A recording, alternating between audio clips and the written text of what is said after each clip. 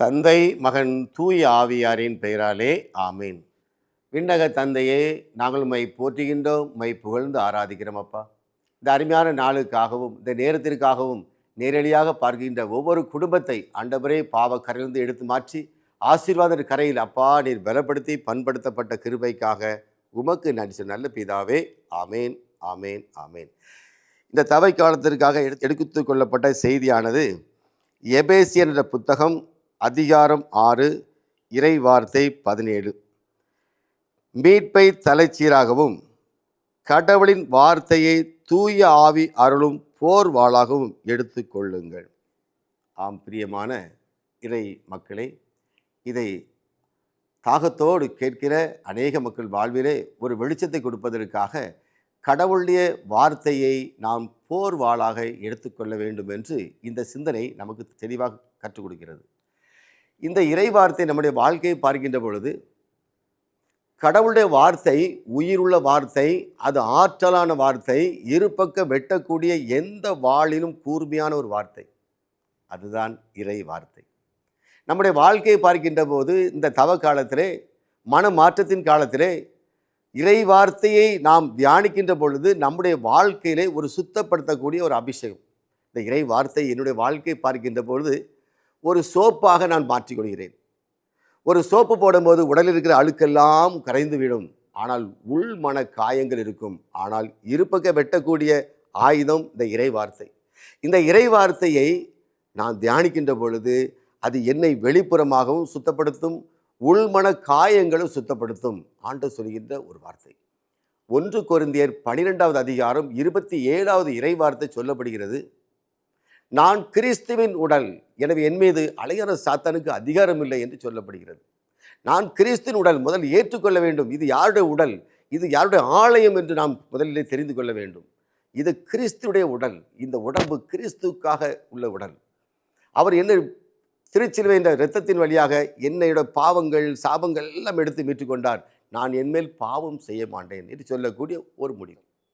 எபேசியர் 4:27 அழகியான சாத்தான், அழகைக்கு இடம் கூடாதீர்கள் என்று சொல்லக்கூடிய ஒரு வார்த்தை. அழகைக்கு இடம் கூடாதீர்கள்.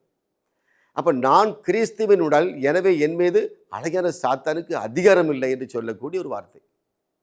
அதுமையான இறை வார்த்தை நம்முடைய வாழ்க்கையை இன்னும் தியானிக்கின்ற பொழுது, நான் கிறிஸ்துவின் உடல், எனவே என் மீது அழகான சாத்தானுக்கு அதிகாரம் இல்லை. லூக்கா 4:18 ஆண்டவருடைய ஆவி என் மீது உள்ளது, ஏனெனில் அவர் என்னை அபிஷேகம் செய்துள்ளார். நான் கடவுளால் தேர்ந்தெடுக்கப்பட்டவன், என்னை அபிஷேகப்படுத்தியிருக்கிறார் என்று சொல்லக்கூடிய அந்த வார்த்தை நம்முடைய வாழ்விலே ஒரு பெரிய மாற்றத்தை கொடுக்கும். ஒவ்வொரு சூழ்நிலை சொல்கின்ற போது தனக்கு மட்டுமில்லை, நம்முடைய வீட்டிலும் நம்ம கணவர் செய்கிற ஒவ்வொரு பாவங்களுக்காகவும், பிள்ளைகள் செய்கின்ற ஒவ்வொரு பாவங்களுக்கும் காரணம் அலையான சாத்தான்.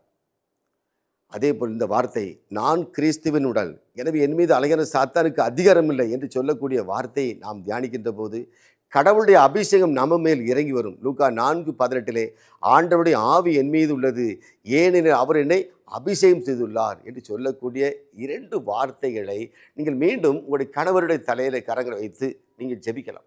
என் கணவர் கிறிஸ்துனுடன், என் கணவர் மீது அழகான சாத்தானுக்கு அதிகாரம் கிடையாது என்று நீங்கள் சொல்லி பாருங்கள். மது பானத்துக்கு விடுதலை கிடைக்கும்.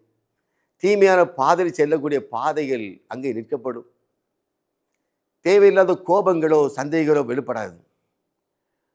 லூக்கா 4:18 ஆண்டவருடைய ஆவி என் கணவர் மீது உள்ளது, என் கணவரை அபிஷேகத்தை நிரப்பிருக்கிறீங்க, உமக்கு நன்றி என்று சொல்லி பாருங்க.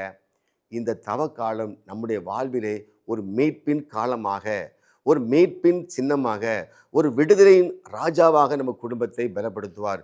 அதே போல் உங்களுக்கும், உங்கள் கணவருக்கும், உங்கள் பிள்ளைகளுக்கும், உங்கள் குடும்பத்திற்கும் நீங்கள் இந்த இறை வார்த்தையை நீங்கள் சொல்லுகின்ற போது இறை வார்த்தை அங்கு உங்களுக்கு வேலை செய்ய தொடங்கியிருக்கும்.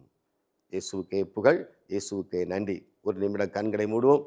அப்பா பிதாவே, இந்த அருமையான இறை வார்த்தை எங்களுடைய வாழ்விலே ஒரு விடுதலை கொடுக்கப்பட்ட கிருபைக்காக நாங்கள் உமக்கு நன்றி செலுத்துகின்றோம். செல்லுடைய இடமெல்லாம் நன்மை செய்த ஆண்டவரே, நாங்களும் ஆண்டவரை செல்லுடைய இடமெல்லாம் உடைய வார்த்தையை சொல்லி நாங்கள் நல்ல கருத்துக்களை பகிர இந்த தவ காலம் எங்களுடைய வாழ்வுக்கு ஒரு புதிய ஒரு தடத்தை கொடுக்கப்பட்ட கிருபைக்காக உமக்கு நன்றி. நல்ல பிதாவே, ஆமேன் ஆமேன்.